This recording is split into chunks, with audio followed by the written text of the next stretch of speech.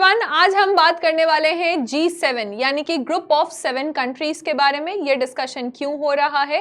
क्योंकि 15 तारीख से लेकर 17 जून के बीच में हमारे प्रधानमंत्री कनाडा गए थे इस मीटिंग को हेल्ड करने के लिए। आज के सेशन में आप जानेंगे कि इस मीटिंग में कौन कौन से देश हैं, साथ ही साथ आप समझेंगे कि क्या भारत इसका मेंबर है, अगर नहीं है तो भी भारत इस मीटिंग में जाता है, और क्या यूरोपियन यूनियन इसका मेंबर है। अभी बहुत ज्यादा न्यूज में आ रहा है कि यूरोपियन यूनियन तो हर मीटिंग में होता है, क्या रशिया को अब बाहर निकाल दिया गया है, क्या रशिया बाद में और ऐड भी हो सकता है। तो इन सब जानकारी के बारे में आपको इस छोटे से सेशन में पता चल जाएगा। 5-10 मिनट का ये सेशन है और आपका ये कंसेप्ट क्लियर हो जाएगा। तो आइए जानते हैं G7 एक इनफॉर्मल ग्रुपिंग है। इनफॉर्मल ग्रुपिंग का मतलब क्या होता है कि इसका कोई प्रॉपर संधि नहीं है, ठीक है, कोई ट्रीटी नहीं है, कोई संधि नहीं है, ये इनफॉर्मल तरीके से बनाया गया है। तो बेसिकली 1973 की बात है। 1973 में ऑयल क्राइसिस हो रहा था और बहुत सारे ऐसे अर्थव्यवस्था थे, बहुत सारे ऐसे इकोनॉमी थी जो बहुत ज़्यादा प्रभावित हो रही थी। तो डिसाइड ये किया गया कि जो डेवलप्ड कंट्रीज हैं, तो इस समय डेवलप्ड कंट्रीज कौन कौन से थे? तो जापान जो है वो डेवलप्ड है, या जर्मनी उस समय डेवलप्ड कंट्री के श्रेणी में आता है, इटली भी डेवलप्ड कंट्री था, ठीक है, ये तीनों का नाम आपने सुना है। यूके और यूएसए ये तो आएंगे ही इस कैटेगरी में, यूके और यूएस तो आएंगे ही। अभी कनाडा ऐड नहीं हो रहा है, ठीक है, अभी हमने बस 6 कंट्री की बात की है। तो इन सब की मीटिंग चल रही थी और इन 6 कंट्री ने कहा कि चलिए ठीक है, हम लोग अपना एक ग्रुप बना लेते हैं जो कि विकसित देशों का ग्रुप होगा। और ये जो ग्रुपिंग हुई ये 1975 में बन गई। फिर क्या होता है कि अगला साल यानी कि 1976 में कनाडा भी ऐड हो जाता है। शुरुआत में कनाडा ऐड नहीं हुआ था, तो 1976 में कनाडा भी ऐड हो जाता है और अब ये प्रॉपर G7 के कंट्रीज कहला रहे हैं, जिसको आप ग्रुप ऑफ 7 कंट्रीज कहते हैं, राइट।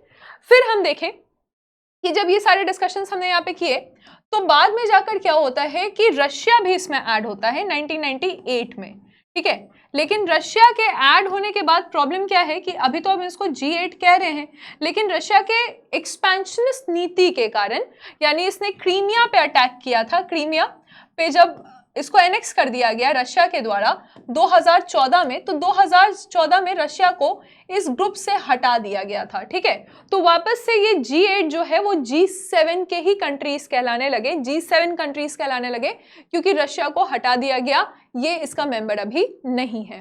अब आपसे पूछा जाएगा कि यहाँ पे दुनिया के कितने परसेंट पॉपुलेशन है, तो आप बोलिएगा कि ये दुनिया के 10% जनसंख्या को दर्शाता है या रिप्रेजेंट करता है। 10% जनसंख्या को ये रिप्रेजेंट कर रहा है। और अगर इन टर्म्स ऑफ जीडीपी बात की जाए तो 31% जीडीपी इन देशों में आपको देखने को मिल रहा है, राइट। कभी कभी ऐसा कहा जाता है कि इसमें ना ऐड कर देना चाहिए इंडिया को या रशिया को, वापस से ऐड कर देना चाहिए और साउथ कोरिया को ऐड करना चाहिए, ठीक है। South Korea being one of the developing country है, और ऑस्ट्रेलिया को भी इसमें ऐड कर देना चाहिए। तो ये 4 को जब आप ऐड कर दीजिएगा तो G11 की कभी कभी बात होती है, ठीक है। अब आपने देखा ये इनफॉर्मल है यानी कि अनौपचारिक है। इनफॉर्मल है, अनौपचारिक है, इसका कोई भी हेडक्वार्टर नहीं है, ठीक है, कोई सचिवालय नहीं है, कोई हेडक्वार्टर नहीं है, और ना ही कोई ट्रीटी साइन की गई है, ना कोई यहाँ पे एग्रीमेंट साइन किया गया है, यानी कि जो भी बातें यहाँ पे होंगी वो बाध्यकारी नहीं है। ये नॉन बाइंडिंग ऑर्गेनाइजेशन है, जो भी ये लोग डिस्कशन यहाँ पे कर रहे हैं ये बाध्यकारी नहीं है, नॉन बाइंडिंग ऑर्गेनाइजेशन है, कोई इस पे रूल्स एंड रेगुलेशंस नहीं लगेंगे। क्लैरिटी है यहाँ तक?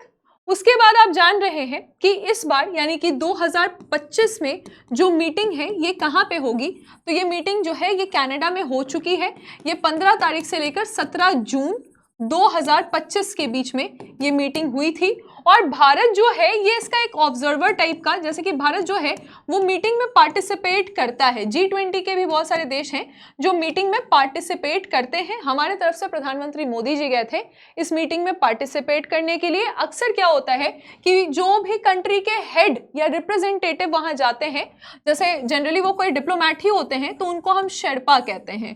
G20 में भी आपने देखा था कि जैसे अमिताभ कांत हमारे शेर्पा थे, अभी उन्होंने रिजाइन किया है, तो ये हमारे शेर्पा थे और ये हमारे देश को रिप्रेजेंट कर रहे हैं, राइट। तो तो अब आप मुझे एक छोटा सा बात बताइए कि कनाडा के कौन से शहर में ये मीटिंग हो रही है। ठीक है, मैंने आपको शहर का नाम नहीं बताया है, आप मुझे बताइए कि कनाडा का ये कौन सा शहर है जहां पे ये मीटिंग कंडक्ट करवाई जा रही है। इस बार के इंपॉर्टेंट मुद्दे आपको पता ही है कि इजराइल ने और ईरान ने एक दूसरे पर अटैक कर दिया है, तो ये मुद्दा चलेगा। रशिया और यूक्रेन की लड़ाई सिक्योरिटी इशू के लिए भी चल रही है, और फिर अमेरिका से पूछा जाएगा कि आपका जो ट्रेड का नीति इतना जल्दी जल्दी बदल रहा है, तो इसके पीछे उनका क्या एजेंडा है, इसको भी इस बार की मीटिंग में रखा गया है, डिस्कशन में रखा गया है।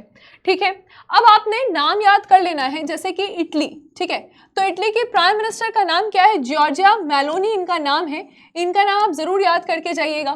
फिर कार्ल या स्टार्मर, ठीक है, स्टार्मर जो है, स्टार्मर कहाँ के हैं? तो ये यूके के हैं। इन सब देशों के आपको हेड का नाम याद करके जाना पड़ेगा। जर्मनी के चांसलर का नाम क्या है? तो फेडरिक मर्ज जो है, फेडरिक मर्ज, ये जर्मनी के चांसलर है, ये केयर स्टार्मर है। ठीक है, अमेरिका, अमेरिका में आपको पता ही है कि डोनाल्ड ट्रंप है। उसके बाद फ्रांस है, फ्रांस में इमैनुअल मैक्रोन है जो कि फ्रांस को रिप्रेजेंट कर रहे हैं। इमैनुअल मैक्रोन फ्रांस को रिप्रेजेंट करेंगे। तो फ्रांस हो गया। जापान, जापान तो इशिबा का नाम आपने सुना है, इशिबा, ये जापान के हैं। ठीक है, और फिर फाइनली आपने कनाडा के भी होस्ट या प्राइम मिनिस्टर का नाम याद रखना है, क्योंकि ये होस्ट कंट्री है। तो कनाडा के होस्ट का नाम क्या होगा यहाँ पे? मार्क कार्नी, सबसे इंपॉर्टेंट यही हो गया। हमारे तरफ से प्रधानमंत्री मोदी जी इस मीटिंग में गए हैं। G7 की मीटिंग से एक और चीज आप ध्यान रख सकते हैं जो कि इंडिया के लिए भी बहुत इंपॉर्टेंट है। इंडिया के लिए इंपॉर्टेंट है कि हमने FATF में कहा है कि पाकिस्तान पे फिर से सैंक्शंस लगने चाहिए। FATF भी 1989 में एक्चुअली G7 की मीटिंग से ही बना था।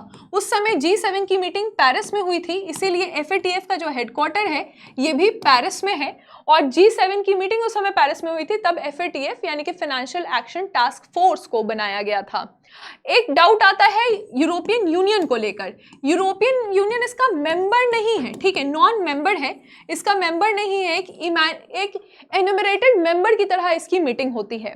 तो यूरोपियन यूनियन को कौन यहाँ रिप्रेजेंट कर रही है? इनका नाम है उर्सुला वॉन डेर। ठीक है, उर्सुला वॉन डेर, ये इसको यहाँ पर रिप्रेजेंट कर रही है। 2 क्वेश्चन आप बताएं मुझे कमेंट सेक्शन में कि कनाडा का कौन सा शहर है जहां पे इस बार ये मीटिंग हुई है, शहर का नाम ए से स्टार्ट होता है।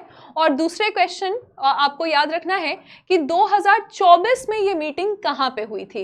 इन्हीं सब देशों के बीच में एक जगह ये मीटिंग हुई थी। इसके अलावा अगर आप 71st BPSC जो कि 10 सितंबर को है, इसकी तैयारी करना चाहते हैं तो आप संकल्प बैच से जुड़ सकते हैं, जहां पे आपके जीके के सारे सब्जेक्ट्स आपको तैयार करवाए जाएंगे। और कीर्ति बैच भी स्टार्ट हो चुका है, ये 23 जून से इसकी पहली क्लास होगी, और ये करंट अफेयर्स का बैच है। करंट अफेयर्स में अगर आपको कहीं कोई डाउट है, चाहे वो 1 लाइनर हो, चाहे वो एक्सप्लेनेटरी पोर्शन है, तो कीर्ति बैच आपका साथ देगा 71st BPSC के लिए। Thank you.